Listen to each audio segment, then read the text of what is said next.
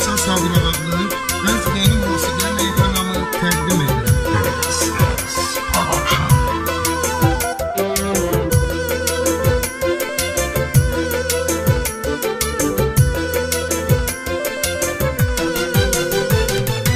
Elə səndən yazıram, sətirlərdə azıram, resmini də cızıram. Salam privet sevgilim, sevgimi gizləyirəm, güya ki sevməyirəm, mən ancaq istəyirəm, tək siqaret sevgilim, mən ancaq istəyirəm, tək siqaret sevgilim. Ancaq üzdə gülürəm, dərdi dərdlə bölürəm, axı sənsiz ölürəm, məhəbbət et sevgilim, səndə də eşq dərindir, danışan gözlərindir, ürək sənin yerindir, sən gəl get sevgilim, ürək sənin yerindir, sən gəl get sevgilim.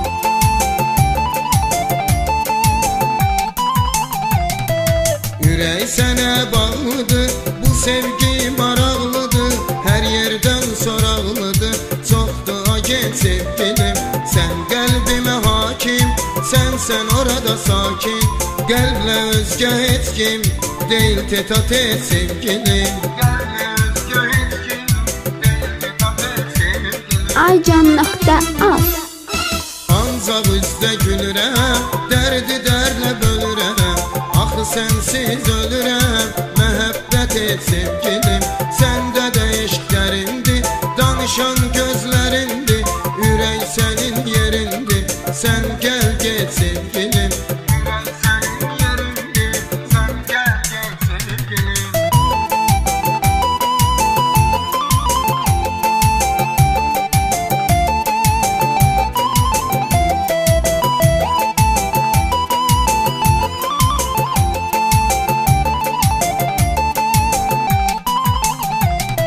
Dedim görən neyləyim, canana nə söyləyim, istədim zəng eyləyim, tutmadı set sevgilim, bu həsrət çox uzandı, ürək alışdı yandı, bəzən oldu dayandı, bir hərəkət et sevgilim, bəzən ürək dayandı, bir hərəkət et sevgilim.